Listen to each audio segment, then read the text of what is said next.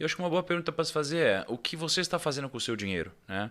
Porque não faz sentido, assim, eu não vou te recomendar uma coisa que eu não faria com o meu dinheiro.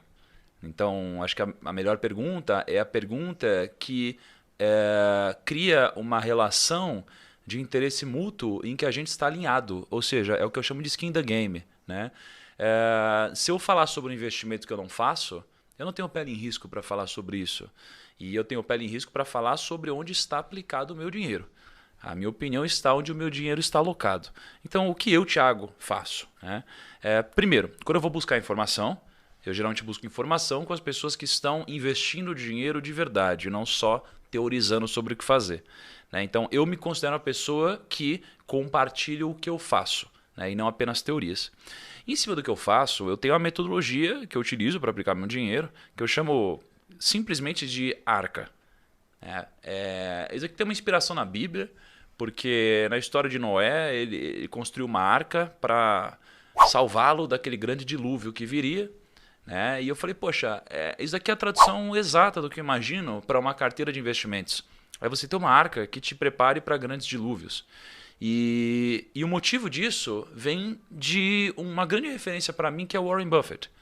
Warren Buffett, ele diz que você nunca pode perder dinheiro. Essa é a regra número 1 dele. E a regra número 2 é nunca esqueça a primeira regra. E eu nunca esqueço de fato essa regra. E isso significa matematicamente que você perder pouco dinheiro durante as crises te faz ganhar mais dinheiro no longo prazo, matematicamente falando. Porque se eu tenho 100 mil reais e eu perco 50%, agora eu tenho 50 mil. Só que para eu recuperar esse dinheiro, eu preciso ter uma rentabilidade de 100%. Logo, quanto mais eu perco, mais difícil é recuperar. Então o segredo está em perder pouco nas grandes crises. Eu esperei durante muito tempo o alinhamento de eu ter dinheiro e eu ter uma grande crise. Porque já aconteceu de ter uma grande crise e não ter dinheiro, e já aconteceu de ter dinheiro e não ter uma grande crise. E eu acho que essas duas coisas juntas, com preparação, te fazem ganhar muito. Então, dito isso, eu precisava construir a minha arca de investimentos. E eu tenho a minha arca construída para 2021. A minha arca ela é construída da seguinte forma. Né? Imagina que se eu tiver algum furo na minha arca, meu barco vai afundar. Então eu não posso ter um furo. Então, 25% da minha arca eu considero que são as ações e negócios. Então 25% do meu dinheiro está em ações e negócios. 25% está em real estate, em fundos imobiliários, em mercado imobiliário. 25% está em caixa, que seria renda fixa. E 25% está em ativos internacionais. Eu tenho essa alocação porque ações e negócios é o que, se você olhar na lista da Forbes, as pessoas mais ricas da história têm. Sem exceção, todos têm negócios, investiram em negócios ou são herdeiros de negócios. Então eu tenho negócios através da Bolsa de Valores. Né? Real estate, porque todos eles também têm algum pezinho em imóveis. E imóvel é algo escasso, não dá para fazer mais terra. E as pessoas não param de nascer. Por outro lado, eu preciso ter caixa, porque quando eu tenho grandes crises, eu mantenho a minha sanidade mental quando eu vejo o dinheiro caindo, e eu tenho caixa para aproveitar oportunidades. E eu tenho ativos internacionais, que seriam investimentos no exterior, criptomoedas, etc., para que eu possa me blindar do dólar. Porque o dólar, poxa, fazia tempo, né? A gente nunca imaginou que ele iria para R$ 2 lá atrás. Eu lembro de ter viajado uma vez com dólar 1 para 1, isso era incrível. Depois ele foi para 2, foi para 3, foi para 4, foi para 5, quase 6. E, cara, nunca, no mandato presidencial aqui no Brasil, a gente teve 4 anos com o dólar fechando abaixo do que ele abriu. Então eu preciso ter alguma parcela no exterior. Então eu realmente não sei o que vai acontecer em 2021, mas eu sei que eu estou preparado para o que acontecer, porque eu tenho uma arca construída e quando a gente tem uma crise, as ações caem. E eu pego o meu caixa e eu realoco e compro mais ações. Perfeito. Quando o mercado sobe muito, as minhas ações sobem muito. Eu tiro um pouco disso e coloco em caixa. Então eu não sei o que vai acontecer, mas eu estou preparado para o cenário que ia aparecer.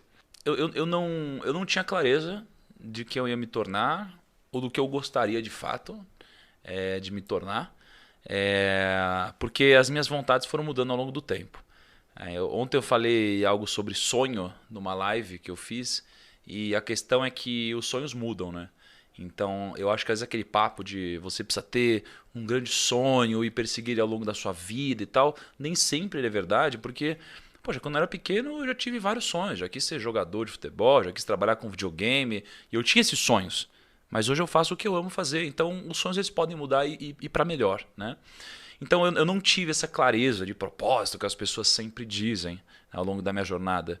E hoje eu tenho, mas eu também tenho a convicção que isso pode mudar e eu tô legal com isso. Só que quando eu comecei a minha jornada, eu era um cara que eu gostava muito do mercado financeiro, mas eu não sabia o que era o mercado financeiro como eu sei hoje. Eu amava o que os filmes me passavam que era o mercado financeiro. Era aquela ideia de ficar rico rápido, de você ganhar muito dinheiro. Um dos problemas que eu trabalhei na minha vida e continuo trabalhando é a ganância. Tá? As 2 vezes que eu perdi dinheiro na minha vida, eu perdi porque eu fui ganancioso. Então, esse é um problema que eu tenho conscientemente e que eu trabalho ele da melhor forma possível. Né? Eu sei que isso existe e eu preciso trabalhar esse problema dentro de mim. E, por outro lado, isso foi talvez um pouco do que me chamou a atenção no mercado financeiro. Uma possibilidade de ganhar dinheiro rápido, né? De ficar rico, de ter liberdade. E eu vim de uma família boa, que me deu muito amor, que me deu escola, que me deu educação, que me proporcionou muitas coisas. Só que eu queria as coisas muito rápido. Eu sempre fui um cara muito impaciente. Você tá com que idade hoje? 30. 30. Tô com Cara, 30 você tá anos. com 30 anos, Thiago. Tô com 30 anos, cara. Caramba, cara. E, pô, você tá com um cara mais novo que eu, né, cara? Não, o mercado financeiro acabou comigo. Esse cabelo branco aqui O mercado me financeiro entrega, acabou pô. comigo. Só que eu tive esse sonho de entrar no mercado financeiro. Eu achava que estava no mercado financeiro. Meus pais me deram R$ 5.000 quando eu comecei. Eu peguei esse dinheiro, eu fui investir na bolsa e eu quebrei, né? Só que eu quebrei porque eu não sabia o que eu estava fazendo. Eu tinha uma visão do que era o mercado financeiro. E era uma visão errada, né? Porque nos filmes você vê qualquer cara de terno ganhando milhões de reais do nada, né? E não é assim na realidade. Na realidade é exatamente o oposto, né? É uma construção, é longo prazo, é constância, é disciplina, é totalmente Isso a gente está diferente. falando de que ano? Você falou quando você recebeu os R$ 5.000 dos seus pais, na época que você trabalhava como garçom. 12 anos atrás, cara, a gente está em 2021. 2020. Então, cara, vai ali 2008, 2009, por aí. 2008, 2009 ali, Tá. por aí. Um pouquinho antes, na verdade. E eu lembro que eu fui investir, não sabia o que estava fazendo e perdi tudo. Só que aí aqui veio um momento de aprendizado, porque as pessoas elas erram na vida várias vezes e isso é comum, né? Só que lidar bem com o erro é raro.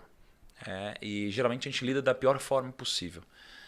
Eu acredito que eu lidei bem, porque eu usei isso como uma motivação para o estudo. Então eu fui estudar, eu fui atrás de conteúdo, fui atrás de material, estudei sobre o mercado financeiro e na jornada eu me apaixonei pelo mercado financeiro. Mas por um novo mercado financeiro, não o que eu imaginava que ele era antes, né? E aqui eu tomei a decisão de trabalhar no mercado. Só que eu tinha alguns empecilhos. Eu era muito novo, eu não tinha relacionamento com pessoas ricas, por exemplo. Eu não tinha dinheiro. Você era desconhecido, Eu enfim. era desconhecido. Eu estava entrando na faculdade, então era um momento difícil. Mas ainda assim eu queria tudo muito rápido. As pessoas estavam na fase das festas da faculdade e eu estava querendo trabalhar rápido. Eu queria entrar no mercado financeiro, eu tinha colocado isso na cabeça. E aí eu comecei a fazer entrevista em todos os bancos de investimentos que você pode imaginar. Né? Tá.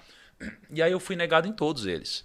Uma mistura de porque eu era novo, ou porque não tinham gostado de mim, ou porque sei lá. Até que eu fui humilhado numa entrevista de emprego, né? E num grande banco de investimentos. Tiraram uma onda minha, assim, falando, pô, você tá fazendo faculdade de marketing, cara. Eu fazia relações internacionais com ênfase em marketing e negócios.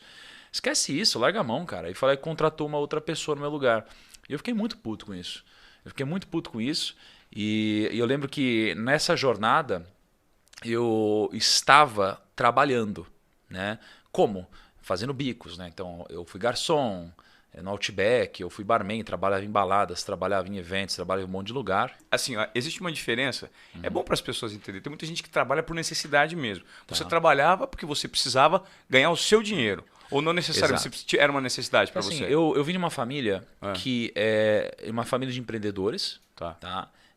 Então, o meu pai e a minha mãe, assim, eles tinham uma relação em que o meu pai ele tinha um negócio, era um negócio de transporte de água, e teve uma fase muito boa. Por outro lado, a gente também passou por problemas financeiros, né? Porque a gente tinha negócio e, putz, a gente passou por grandes problemas. E aqui a gente viveu meio que uma vida de muita prosperidade, mas às vezes de muita dificuldade. Então, assim, quando você está dentro da dificuldade apenas, essa vira a sua realidade. quando você está dentro de algo muito bom e de repente vem uma dificuldade, você cria um parâmetro muito grande. Então eu vivi altos e baixos na infância. Tá. Mas mesmo assim eu sempre tive um bom estudo, sempre tive segurança na minha vida. Sim, uma formação Tinha uma legal. formação legal, né, de Tá. educação. Só que eu precisava do meu dinheiro mesmo.